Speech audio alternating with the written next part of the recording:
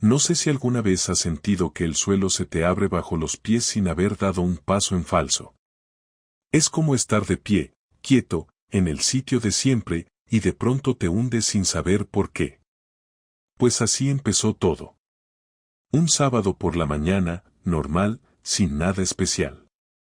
Me levanté con dolor de cabeza porque el viernes había salido con un compañero del curro a tomar unas cervezas. Nada grave, 2 cañas, un pincho de tortilla y vuelta a casa a eso de las 12. Clara ya estaba dormida. O al menos eso pensé. El caso es que el sábado me levanté con la boca seca y el estómago revuelto, de esos días en los que solo quieres silencio y café fuerte. Estaba en la cocina, en pijama, con la cafetera italiana en el fuego y el móvil en la mano, viendo gilipolleces en Instagram para matar el rato, cuando me llegó un mensaje que no era para mí. Y no me refiero a uno de esos mensajes reenviados de tu madre con vídeos de gatos bailando flamenco. Me refiero a un mensaje de texto, directo, sin nombre guardado, solo el número. Era para Clara. Pero llegó a mi móvil. Anoche me quedé con ganas de más. Te espero el martes, preciosa. Me quedé mirando el teléfono como un idiota. Lo giré, lo volví a mirar, le di al icono para ver de dónde venía. Nada. Solo un número. Ni siquiera tenía la típica imagen de perfil, solo el círculo gris. Como cuando hablas con un desconocido. Al principio pensé que era spam. O una broma. Pero algo me hizo dudar. Esa frase. Te espero el martes. Y el tono. Era íntimo. No era un mensaje que te mandaría un colega. Y desde luego no era para mí. El café empezó a hervir, haciendo ese sonido de olla a presión, y me sobresalté. Lo aparté rápido del fuego y me senté en la mesa de la cocina con el móvil en la mano. No sabía qué hacer. ¿Le respondía? ¿Hacía como que no había pasado nada? ¿Se lo enseñaba a Clara? Lo más raro es que no sabía cómo ese mensaje había llegado a mi móvil. Hasta que caí en la cuenta de que, hace meses, cuando a Clara le robaron el suyo, usó el mío para iniciar sesión en WhatsApp web y recuperar los contactos. Igual aún tenía alguna cuenta conectada, alguna sincronización rara. No soy celoso. Nunca lo he sido. Pero tampoco soy gilipollas. Respiré hondo, dejé el móvil en la mesa y me dije, vale. Vamos a calmarnos. Esto puede tener una explicación lógica. Tranquilo. Me preparé el café, me serví uno bien negro, sin azúcar, y subí al dormitorio. Clara seguía en la cama, boca abajo, con el edredón hasta la cintura y la cara hundida en la almohada. Respiraba con calma. Parecía dormida. Pero cuando abrí la puerta del armario, se movió. ¿Ya estás despierto?, preguntó, con esa voz ronca que me gustaba oír por las mañanas. Desde hace un rato, le dije. Estoy haciendo café. ¿Me pones uno?, dijo, sin mirarme, dándose la vuelta y estirándose como una gata. Asentí y salí del cuarto. No podía mirarla a la cara. No en ese momento. Durante toda la mañana, intenté hacer como si nada. Me fui a comprar el pan, preparé el desayuno de Mark, nuestro hijo, que estaba viendo dibujos en el salón, y fingí normalidad. Pero por dentro tenía un volcán. No podía quitarme de la cabeza ese mensaje. No le dije nada a Clara ese día. Ni al siguiente. Me lo tragué entero. Y créeme, amigo, tragarte una sospecha así es como meterte un puño en el estómago y mantenerlo ahí durante horas. Empecé a observar más. No a espiarla, no te confundas. Solo, a fijarme. Clara estaba distinta, sí, pero no de una forma escandalosa. No iba en minifalda a trabajar ni llegaba con pintalabios en la camisa. Era más sutil. Estaba más pendiente del móvil. Se encerraba en el baño más rato del habitual. Reía sola con los auriculares puestos. Y sobre todo, evitaba el contacto físico conmigo. Nada de besos largos. Nada de sexo. Nada de caricias en el sofá mientras veíamos una serie. Todo eran excusas. Cansancio. Dolor de cabeza. Hoy no me apetece, cariño. A la semana, ya no tenía dudas. Solo me faltaba saber con quién. Y ahí fue cuando empecé a convertirme en alguien que no reconocía. Nunca me había considerado desconfiado. Nunca me había metido en el móvil de mi pareja. Pero esa noche, mientras Clara dormía, esperé a que respirara hondo, profundo, como cuando ya estás en fase REM, y le cogí el teléfono del cargador. Desbloquearlo fue fácil. Usaba el mismo PIN desde hace años, 1111. Nunca le había dado importancia. Entré en WhatsApp y busqué el número que me había escrito. Nada. Ni rastro. Luego recordé que ahora todo el mundo usa Telegram, que no deja tantas huellas. Descargué la app, metí su número, y ahí estaba. Un contacto con un emoji de diablillo y una conversación silenciada. La abrí. Y ahí lo vi todo. Mensajes. Decenas. Algunos de ellos explícitos. Fotos, incluso. Nada de porno, pero lo suficiente para que se me revolviera el estómago. Conversaciones a deshoras, coqueteos, planes. El martes, otra vez. Eres adictiva. Me muero por verte. Ella le respondía igual. Cálida. Abierta. Viva. Más viva de lo que la había visto conmigo en mucho tiempo. Volví a dejar el móvil donde estaba y me encerré en el baño. Cerré la tapa del váter y me senté con la cabeza entre las manos. No lloré. Aún no. Estaba demasiado en shock. No sabía cómo actuar. Me sentía como si me hubieran robado algo y ni siquiera supiera el valor que tenía hasta que lo perdí.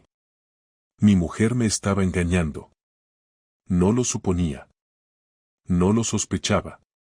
Lo sabía. Lo había leído con mis propios ojos. Y, aún así, no hice nada. Esa noche, volví a la cama y me tumbé a su lado, fingiendo dormir. Sentía su respiración. Sentía su calor. Y solo pensaba en que no tenía ni puta idea de quién era la persona que dormía a mi lado. Cuando me desperté, Clara ya estaba en la cocina preparando el desayuno como si nada. Estaba tarareando una canción que no reconocí, con el moño alto, las gafas puestas y su bata gris. Le dio los cereales a Mark, que estaba sentado en la mesa con el pijama arrugado y los pelos de punta. Yo me quedé en la puerta un rato, observando la escena, como si fuera un invitado en mi propia casa. Me pregunté cuántos días más iba a poder fingir que no sabía nada, cuántas sonrisas forzadas me quedaban antes de explotar. Me serví un café y no dije ni una palabra. Ella notó que algo no iba bien, porque me miró de reojo 2 veces, y en la tercera preguntó si había dormido mal. Le respondí que tenía dolor de cabeza. Ella asintió y volvió a lo suyo. Nadie sospecha nada cuando estás en silencio, no cuando llevas años siendo el que siempre calma los ánimos. Ser el tranquilo del matrimonio tiene esa ventaja, nadie se imagina que te estás consumiendo por dentro. Ese lunes por la tarde Clara me dijo que tenía reunión en el hospital y que iba a llegar tarde. Me lo dijo sin mirarme a la cara, mientras se ponía una chaqueta que nunca usaba para trabajar, demasiado arreglada, demasiado corta. Lo dijo tan rápido y tan suave que me costó entenderla. Le pregunté si quería que la llevase y dijo que no, que iba en metro. Era mentira. Sabía que era mentira. Lo sabía porque, la noche anterior, mientras ella dormía, había vuelto a leer toda la conversación con ese tío. El martes era el día clave, pero el lunes se iban a ver también. Lo que me jodía más no era el engaño, era la rutina con la que lo manejaba, la tranquilidad con la que organizaba su doble vida, como si fuera normal, como si no tuviera que sentir culpa. Esperé a que se fuera y me senté en el salón con el portátil. Abrí Google Maps, busqué el hospital y marqué la ruta hasta ahí. Luego busqué todos los bares, restaurantes y hoteles que quedaban a menos de 5 calles. Me pasé casi 2 horas mirando páginas, horarios, reseñas. No sabía con exactitud dónde se veían, pero tenía una lista de posibilidades. Y tenía tiempo. Mucho tiempo. Esa noche, llamé a mi cuñado, Víctor, y le dije que si podía quedarse con Mark el martes por la tarde, que Clara tenía turno largo y yo tenía una reunión de trabajo que no podía mover. Me dijo que sin problema, que se quedaba encantado. Le agradecí y colgué. Clara llegó a las 11:30. Sin maquillaje. Pelo recogido. Ojeras. Me dio un beso frío en la mejilla y se fue directa a la ducha. Ni me preguntó cómo estaba. Ni cómo había ido mi día. Eso fue lo que más me dolió, que ya ni se molestara en fingir. El martes llegó y con él la decisión de actuar. Me pasé la mañana fingiendo trabajar, pero en realidad estaba preparando todo. Puse la ropa más discreta que tenía, me afeité, me guardé el móvil con batería completa y me aseguré de que Clara no sospechara nada.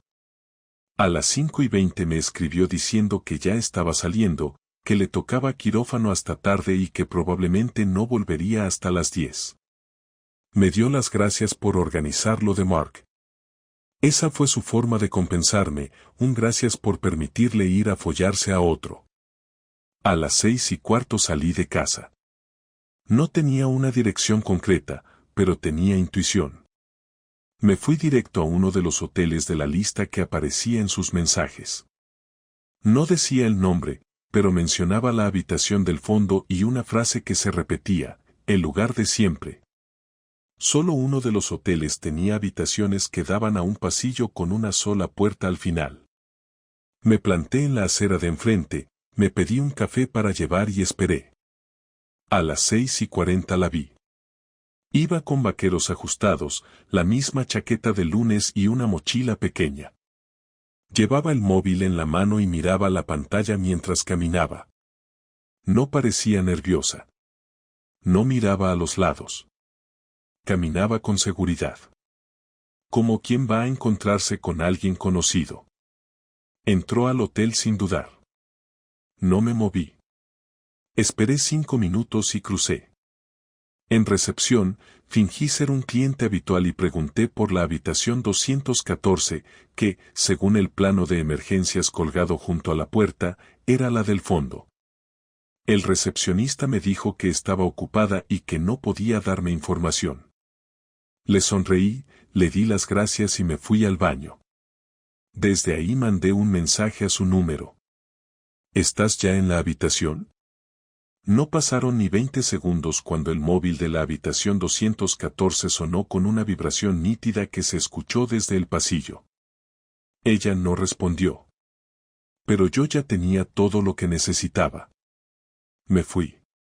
No tenía nada más que hacer allí. No quería verla salir, no quería ver su cara después de eso. Solo necesitaba confirmar que era verdad. Y lo era. Mucho más verdad de lo que jamás imaginé. Volví a casa antes de que ella regresara. Me duché. Puse una lavadora. Jugué con Mark. Cenamos tortilla. Me acosté tarde, esperando escuchar el sonido de la llave en la puerta.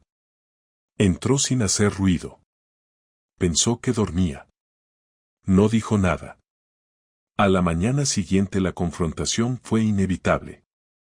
Estaba en la cocina, con el pelo mojado y su cara de buena mujer, preparando el desayuno como si no pasara nada.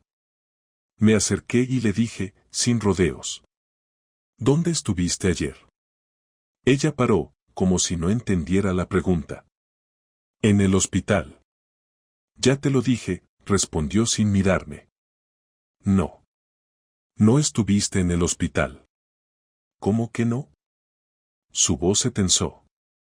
¿Qué pasa ahora? Clara, te vi entrar en el Hotel Alameda. A las 6:42. Vi cómo mirabas el móvil antes de entrar. No me digas que estabas en quirófano, porque mientes fatal. Tardó 3 segundos en reaccionar. 3 segundos eternos. Entonces dejó el cuchillo en la encimera y me miró. No con miedo, ni con pena. Me miró como si yo fuera un problema, como si mi descubrimiento fuera un inconveniente más en su agenda. ¿Y qué esperas que te diga? Que me digas la verdad. ¿Para qué? Ya lo sabes. No lo gritó. No lloró. Lo dijo con la frialdad de quien ya no le importa romper algo porque lleva tiempo roto. ¿Quién es? Pregunté. Alguien que me escucha. Que me hace sentir viva. ¿Y yo? ¿Yo qué soy? Eres el padre de mi hijo. Ahí supe que algo se había roto para siempre. No solo entre nosotros. Dentro de mí. Y por primera vez en mi vida, no supe qué responder. Durante unos segundos me quedé inmóvil, con la taza de café aún en la mano y el olor a tostadas llenando la cocina, mientras mi cabeza trataba de procesar lo que acababa de escuchar. No había gritos, no había lágrimas, ni siquiera la tensión habitual de una discusión matrimonial. Solo una calma absurda, como si habláramos de algo tan trivial como la compra del supermercado. Me observaba con una serenidad que me resultó insoportable, como si ya hubiera ensayado esa conversación muchas veces en su cabeza. Le pregunté otra vez quién era el tipo, no porque necesitara el nombre, sino porque necesitaba aferrarme a algo concreto, una persona, un rostro, algo contra lo que poder dirigir el odio que me hervía por dentro. Ella bajó la mirada hacia la mesa y dijo que era un compañero del hospital, alguien del turno de urgencias, alguien con quien empezó a hablar hace meses y con quien, según ella, se sentía comprendida. Esa palabra, comprendida, me atravesó más que cualquier otra. Le pregunté si lo amaba y me respondió que no lo sabía, que no estaba segura de nada, que llevaba demasiado tiempo sintiéndose vacía y que aquel hombre simplemente había aparecido en el momento exacto en el que yo me había convertido en un mueble más de la casa. Me quedé mirándola sin pestañear, intentando no perder el control, porque dentro de mí había algo empujando con fuerza para salir y no quería que fuera la rabia la que hablara primero.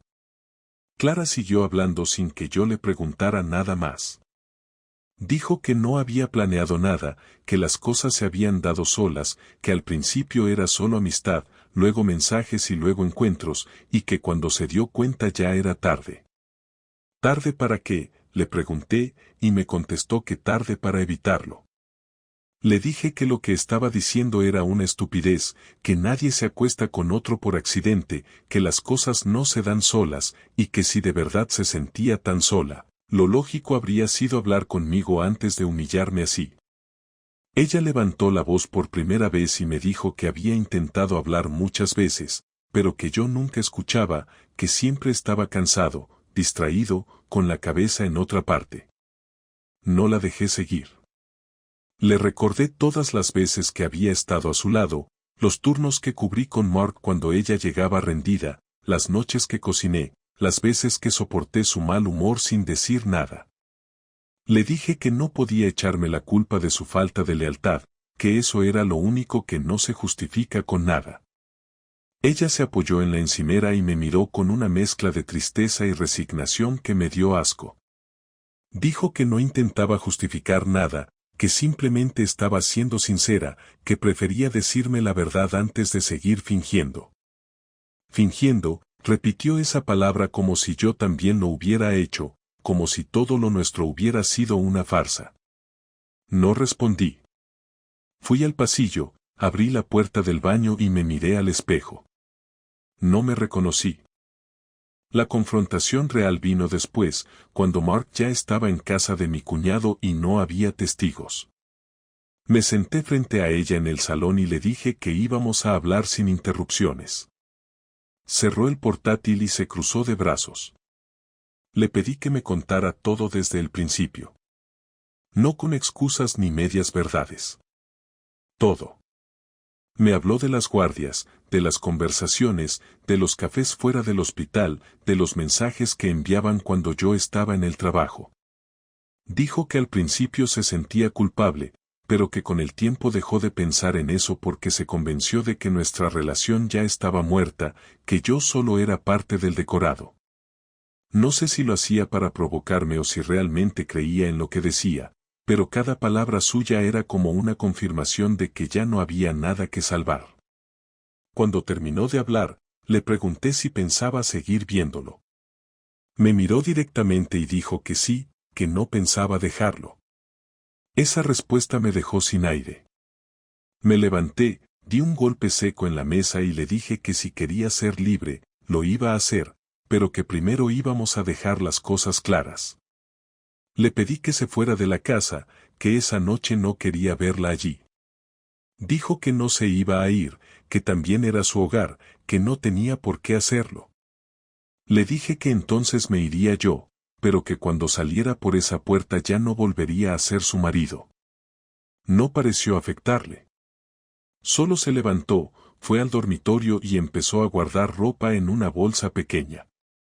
No me miró mientras lo hacía. En menos de 10 minutos, ya estaba de pie frente a la puerta con las llaves en la mano.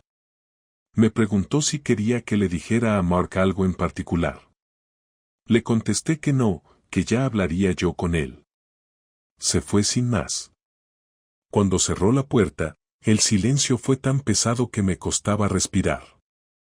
Me senté en el sofá, encendí el televisor sin volumen y me quedé mirando la pantalla vacía. No lloré. No grité. Solo me quedé quieto, con la mente llena de imágenes de los últimos años, nuestros viajes, los cumpleaños de Mark, las cenas familiares. Todo aparecía desordenado, como un archivo dañado. No sabía en qué momento exacto había empezado a perderla. Me sentí ridículo por no haberlo visto venir, por haber pensado que el amor bastaba para mantener a alguien a tu lado. Pasé la noche entera en el sofá sin pegar ojo, con los ojos abiertos y la mandíbula apretada. Al amanecer, me preparé un café y escribí un mensaje a mi jefe diciendo que necesitaba unos días. No di explicaciones. Me contestó con un simple descansa. A veces la gente intuye lo que no quieres contar. Clara volvió a casa esa tarde para buscar más cosas. No me esperaba que regresara tan pronto, pero cuando escuché la llave supe que no tenía nada más que hablar con ella. Entró, no dijo hola, no preguntó nada. Fue directa al dormitorio y empezó a llenar otra bolsa. Me acerqué a la puerta y le pregunté dónde iba a quedarse. Dijo que en casa de una compañera. Le dije que si pensaba traer a ese tipo a casa algún día, que ni lo soñara, que yo podía aguantar muchas cosas, pero no eso. Me miró con una especie de pena que me pareció falsa y me dijo que no lo haría, que no era tan cruel. Le respondí que ya lo era, aunque no lo reconociera. Hubo un momento de silencio, largo, incómodo, hasta que ella bajó la mirada y murmuró que lo sentía. No le creí. No porque pensara que mentía, sino porque esas palabras, después de todo lo que había pasado, ya no significaban nada. Era demasiado tarde para sentir. Cuando se fue de nuevo, decidí hacer algo que no suelo hacer, llamé a mi hermano. Le conté todo, sin dramatismo, sin adornos. Escuchó en silencio y luego me dijo que me quedara tranquilo, que no hiciera tonterías, que las cosas se enfrían con el tiempo. Le contesté que no era cuestión de enfriar nada, que el problema no era la rabia sino el vacío que me había dejado. Me dijo que me fuera unos días a su casa en Cádiz, que me despejara. Le dije que lo pensaría. Esa noche dormí un par de horas, las suficientes para soñar que Clara volvía y me pedía perdón, pero al despertar me di cuenta de que ni en los sueños podía creerlo. Pasaron 2 días antes de que me decidiera a verla otra vez. Me escribió un mensaje diciendo que quería hablar, que había estado pensando, que necesitábamos aclarar las cosas. Acepté, más por cerrar el ciclo que por otra cosa. Nos encontramos en un café cerca del hospital, un sitio donde nadie nos conociera. Llegó con la cara seria, sin maquillaje, con el uniforme debajo de un abrigo. Se sentó frente a mí y pidió un agua. Yo no pedí nada. Empezó diciendo que no esperaba que la perdonara, que sabía que había hecho daño, pero que necesitaba explicarse. Dijo que lo que había hecho no era por falta de amor, sino por sentirse vacía, que necesitaba sentirse deseada, que conmigo todo se había vuelto monótono. Le respondí que eso se arregla hablando, no mintiendo. Que todos los matrimonios pasan por etapas, pero que lo nuestro no era un bache, era una demolición. Asintió, bajó la mirada y me dijo que lo entendía, pero que no se arrepentía. Que aquel hombre la había hecho sentir viva. Esa frase volvió a caer como un golpe en la mesa. Me levanté despacio y le dije que no había nada más que decir, que si quería seguir sintiéndose viva, que lo hiciera lejos de mí. Pagó su agua, me miró por última vez y se fue sin girarse. Cuando salí del café, encendí el móvil y borré todas sus fotos, sus mensajes, todo lo que tuviera su nombre. Caminé sin rumbo durante 1 hora hasta que el cansancio pudo más. Esa noche, antes de dormir, me di cuenta de que ya no esperaba su regreso. Lo único que quedaba era decidir qué iba a hacer con el resto de mi vida. Y eso, aunque me asustaba, también era una forma de empezar. No sabía bien por qué lo hice, pero al día siguiente me levanté con una idea clara en la cabeza, necesitaba una respuesta real, tangible, algo más que sus palabras. Me levanté temprano, me duché sin pensarlo mucho, me vestí con lo primero que encontré y salí de casa con la determinación de quien ya no tiene nada que perder. Lo que me molestaba no era tanto el engaño en sí, sino la sensación de que Clara había jugado conmigo como si yo fuera un imbécil, como si mi dignidad valiera lo mismo que una servilleta usada.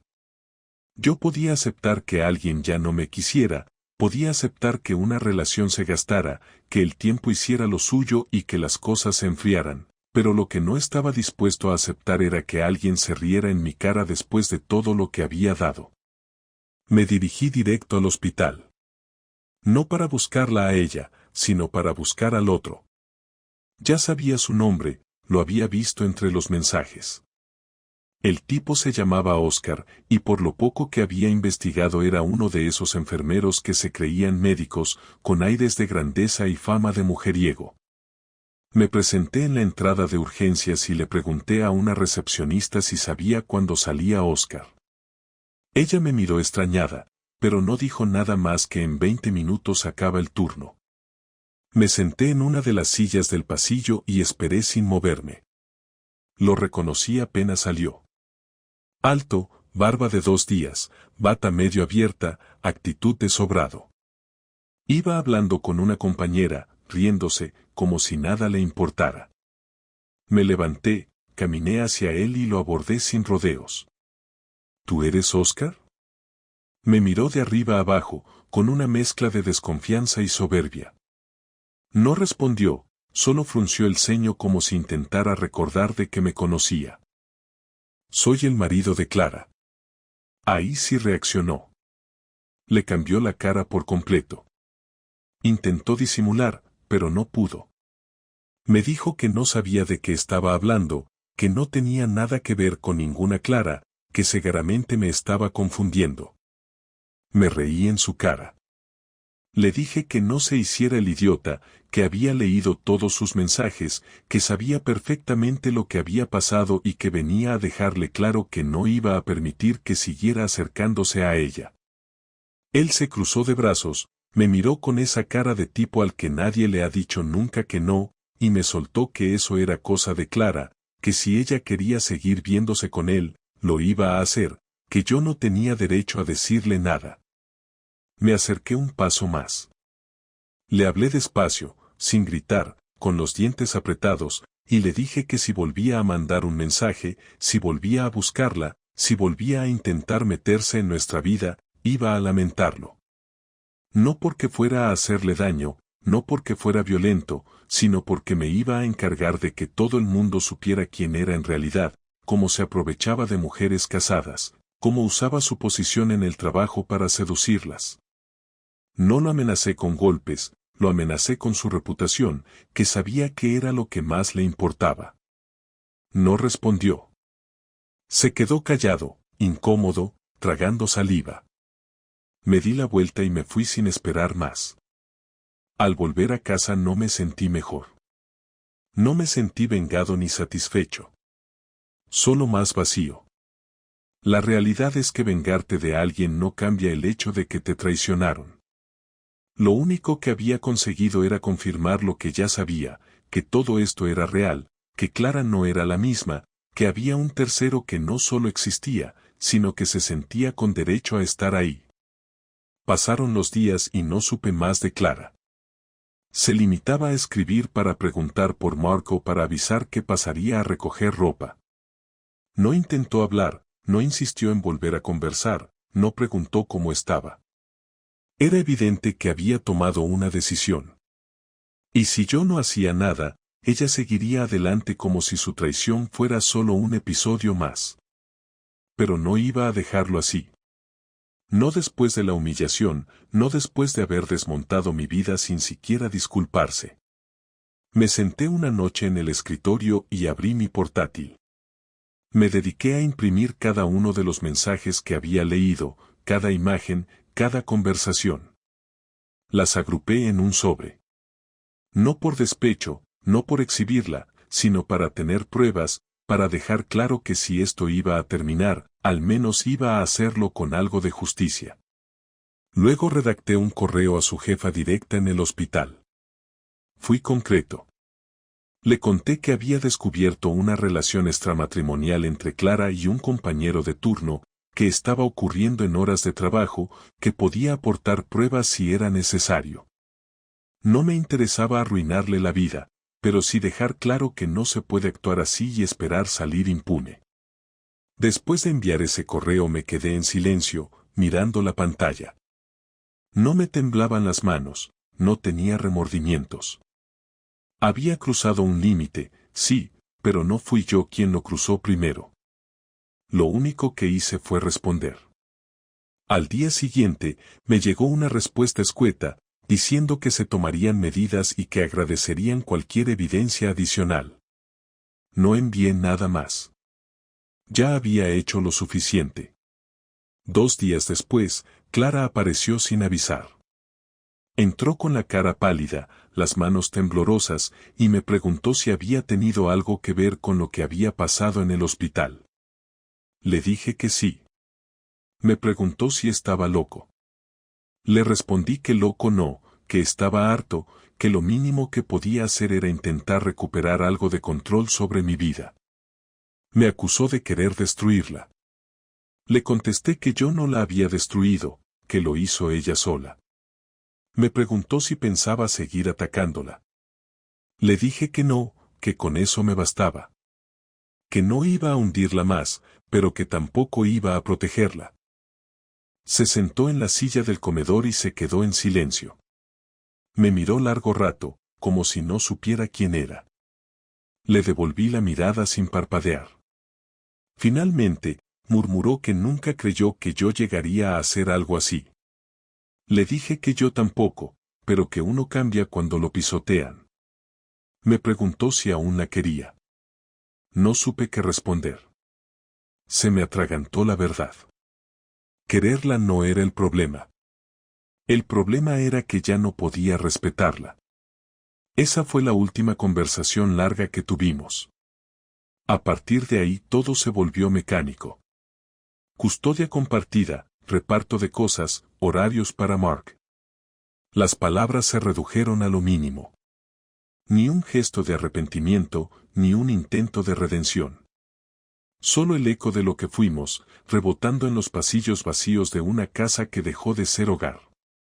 Por dentro, yo ya estaba planeando mi siguiente paso. Y ella no tenía idea de lo que vendría después. Pasaron unos días sin que ninguno dijera nada más. Clara venía a recoger a Mark según lo acordado, lo traía de vuelta en silencio, intercambiábamos miradas breves, algún comentario seco sobre los deberes del niño, y nada más.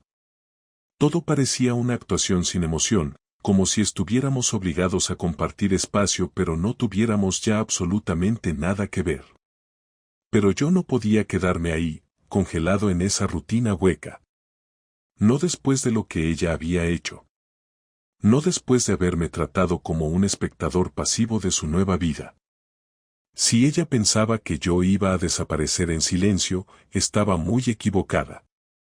No quería destruirla, no necesitaba venganza en el sentido clásico, pero sí sentía la necesidad de hacer algo que tuviera peso, algo que la obligara a mirar de frente lo que había hecho y a pagar un precio, aunque fuera simbólico. No se trataba de castigo por rencor. Se trataba de no dejar que pisoteara todo sin consecuencias. Empecé por lo más simple. Cambié todas las contraseñas de las cuentas conjuntas. El banco, las plataformas, la nube de fotos. Cambié los accesos, revisé movimientos, limpié mis cosas y retiré todo lo que tenía mi nombre. Después fui al banco y separé mis ingresos en una cuenta nueva. No le avisé. Solo lo hice. Ella se enteró a los pocos días cuando fue a pagar el recibo del colegio y el banco rechazó la transferencia. Me llamó. No le contesté. Me mandó un mensaje pidiéndome explicaciones. Le respondí con un escueto: a partir de ahora, lo mío es mío. No tengo intención de compartir ni un euro contigo. Si necesitas algo para Mark, házmelo saber con tiempo. Solo para él. No contestó. Después de eso, recopilé todo lo que podía ser útil legalmente. Contacté con un abogado, le conté lo sucedido sin adornos, sin dramatismos. Me dijo que aunque no había adulterio penalizado como antes, aún podía usarse como argumento en el convenio, especialmente si había pruebas de deslealtad y desequilibrio emocional hacia el niño. Le entregué todos los mensajes, capturas, copias de los correos. Me dijo que tenía suficiente para dejar claro que yo no era el que había roto la familia. Eso era todo lo que necesitaba. No ganar. Solo dejar claro que no había sido yo. Clara se enteró de que había iniciado el proceso por una notificación judicial. No le avisé. No se lo dije en persona. La notificación le llegó un jueves por la mañana. Ese mismo día me llamó varias veces. No contesté. A las 6 de la tarde se presentó en la puerta de casa sin avisar. No traía a Mark. No venía por eso. Solo quería respuestas. Abrió la puerta apenas toqué el portero. Entró sin pedir permiso, con los ojos desbordados de rabia contenida, sin maquillaje, con el pelo suelto y la cara más demacrada de lo habitual. ¿Qué estás haciendo?, me preguntó, sin levantar la voz pero con el tono de quien se siente traicionado. Lo que tengo que hacer, le respondí, manteniéndome firme en la entrada. ¿Vas a arrastrarme por un juicio? ¿En serio? No te estoy arrastrando. Solo estoy formalizando lo que ya hiciste tú. Yo no te pedí el divorcio. No hacía falta. Lo pediste con tus actos. ¿Y todo esto es por venganza? ¿Por humillarme? No es venganza. Es justicia. Es poner las cosas en su sitio. Y dejar claro que si quieres irte, te vas. Pero no te llevas todo por delante como si yo no importara. Ella me miró como si no me reconociera, como si no esperara esa frialdad de mí, como si pensara que siempre iba a ser el tipo que aguanta, el que cede, el que traga. Se sentó en el sofá sin pedirme permiso. Yo me mantuve de pie. ¿Y Mark? ¿Tú crees que esto le va a hacer bien? Lo que le hace daño es la mentira. Lo que le hace daño es ver a su madre comportarse como si nada. No lo voy a obligar a vivir en una farsa. No es una farsa. Solo cometí un error. Tú decidiste convertirlo en rutina. No fue un desliz. Fue una decisión. Y las decisiones se pagan. ¿Tú no has cometido errores? Sí. Pero nunca traicioné a mi familia. Se quedó callada. Sabía que tenía razón. El silencio entre los dos era denso, incómodo, pero necesario. Después de unos segundos, se levantó y caminó hacia la puerta. Antes de irse, se giró y me dijo algo que no esperaba. Te estás convirtiendo en alguien que no reconozco. Quizá por fin estás viendo quién soy sin ti. No dijo más. Cerró la puerta sin hacer ruido. Esa noche dormí como no lo hacía en semanas. Durante los días siguientes, Clara trató de llevar las cosas por otro camino. Me escribió correos, mensajes, proponiendo que resolviéramos todo sin pasar por los juzgados, que lo hiciéramos de forma civilizada. Yo le respondí que no tenía problema con eso, siempre que ella reconociera su parte, que firmara un acuerdo en el que renunciara a cualquier pretensión económica y que se establecieran términos claros de custodia y visitas. No aceptó de inmediato. Intentó negociar. Yo no cedí. Le dejé claro que no iba a regalarle nada. No después de lo que había hecho. Mientras tanto, hablé con Mark con la mayor naturalidad posible. No le conté detalles, pero sí le expliqué que mamá y papá ya no iban a vivir juntos, que eso no cambiaba cuanto lo queríamos, que todo iba a estar bien. No lloró. Me preguntó si iba a seguir yendo al cole, si iba a seguir viendo a su mamá, si yo iba a seguir llevándolo al parque. Le respondí que sí, que todo eso seguiría igual. Me abrazó y no dijo nada más. Ese abrazo fue el único momento de paz en medio del desastre. El proceso avanzó rápido. Clara no puso más trabas. Supongo que entendió que no tenía mucho margen. En menos de un mes, teníamos una cita en el juzgado para ratificar los acuerdos. Mientras esperábamos en la sala, nos miramos una sola vez. No hubo reproches, ni palabras, ni intentos de reconciliación. Solo dos personas que compartieron una vida y que ahora se despedían de todo eso sin romanticismo, sin melodrama, como dos desconocidos que se devuelven lo prestado. Después de firmar, salimos por separado. Ella se fue sin mirar atrás.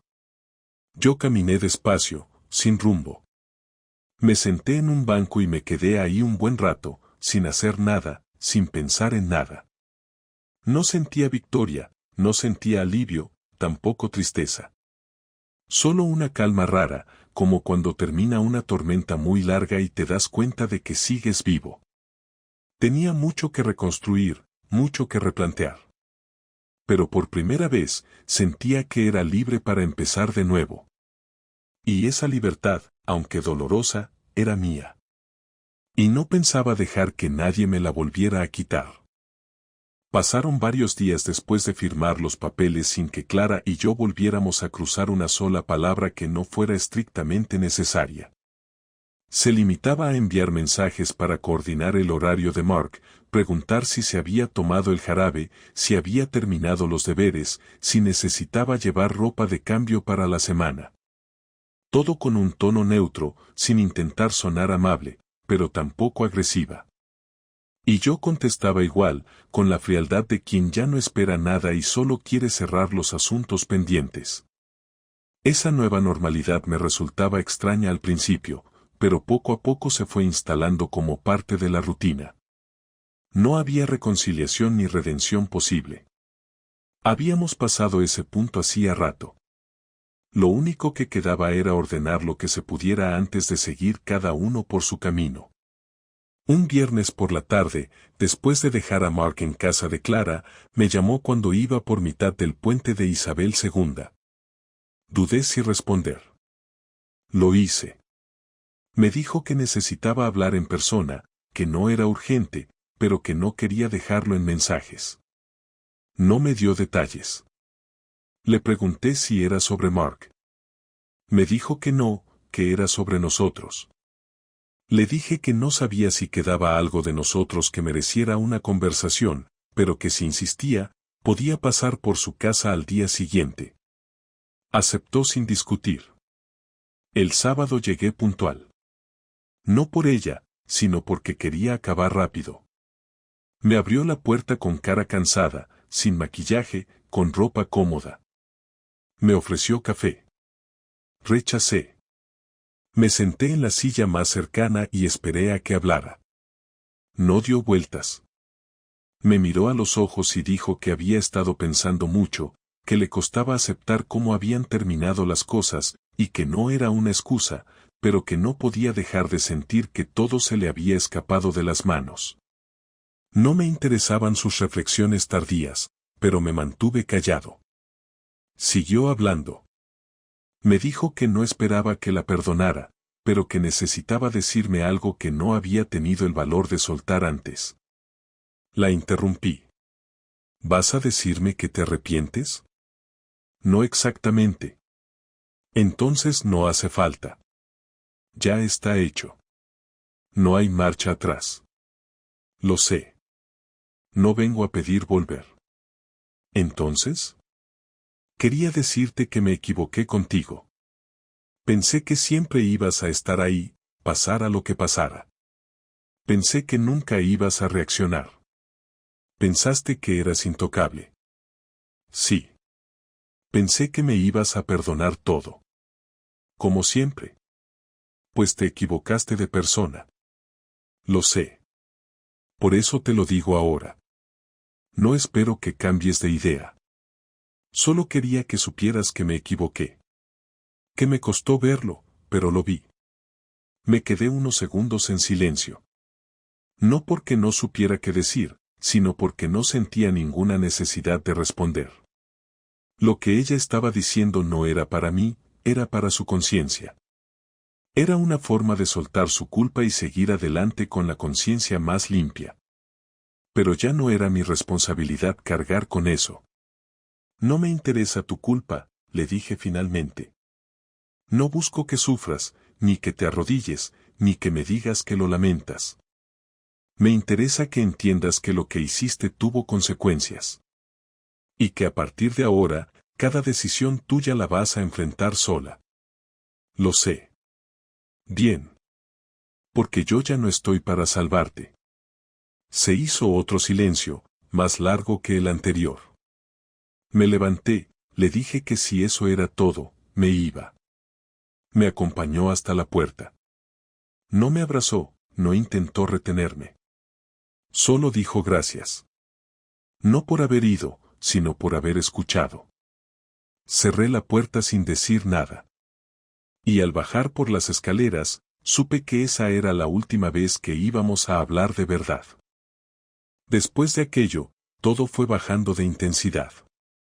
Me enfoqué en mi trabajo, en Mark, en ordenar mi casa, mis horarios, mi espacio. Empecé a sentirme menos enfadado, menos hundido. No más feliz, pero sí más en paz. Lo curioso es que nunca hubo un momento exacto donde todo mejorara. Solo un día me di cuenta de que ya no pensaba en Clara al despertarme, que ya no repasaba lo que había pasado, que los recuerdos ya no me apretaban el pecho como antes. Era un alivio que no había pedido, pero que agradecía.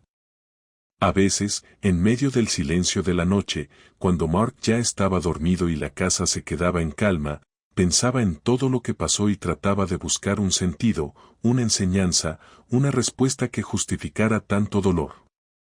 Pero la verdad es que no hay lecciones mágicas en estas cosas. No aprendí a amar mejor. No descubrí secretos sobre el matrimonio. No me convertí en una versión mejorada de mí mismo. Lo único que aprendí es que nadie está a salvo de nada, que no hay garantías, que confiar en alguien es arriesgarse y que el amor no sirve si no hay respeto. Puede parecer poco, pero para mí fue suficiente. Clara siguió con su vida. Nunca supe si continuó con Oscar o si fue solo una historia más. No me interesó averiguarlo. No por desinterés, sino porque entenderla dejó de ser mi problema. A veces, cuando hablábamos sobre Mark, notaba en su tono un cansancio diferente, no físico, sino emocional. como si cargar con las decisiones tomadas la estuviera desgastando. Pero ya no era mi papel preguntarle cómo estaba, ni si necesitaba hablar, ni si quería volver a empezar. Ese capítulo estaba cerrado. Ella eligió su camino. Yo elegí no seguir ahí. Una tarde, mientras Mark pintaba en el salón, se me acercó con un dibujo. Era una casa. Dentro había un niño, un papá y una mamá. Pero estaban en casas diferentes. Le pregunté qué era. Me dijo que era su casa con mamá y su casa conmigo. Le pregunté si estaba triste por eso. Me dijo que no, que le gustaba tener 2 sitios donde dormir, 2 lugares donde jugar, 2 habitaciones con juguetes diferentes. Sonreí. Lo abracé. Y por primera vez desde que todo se rompió, sentí que al menos había hecho algo bien. Nunca soñé con ser un héroe en esta historia. Solo quería entender qué pasó, encontrar algo de justicia y proteger a mi hijo. No lo hice todo perfecto. Me equivoqué en muchas cosas. Actué por impulso, por rabia, por orgullo. Pero no me arrepiento. Era necesario. Porque a veces lo único que te salva no es perdonar ni olvidar, sino dejar claro que uno también tiene límites. Y yo los encontré cuando vi que, para Clara, yo ya no era un compañero, sino un estorbo. Ese día entendí que quien se traiciona a sí mismo para salvar una relación, al final no salva nada. Solo se pierde por completo. Ahora camino sin mirar atrás. No porque haya olvidado, sino porque elegí no cargar con lo que ya no me pertenece. El pasado se queda donde debe estar. Yo sigo adelante. Más roto, quizá. Pero más libre.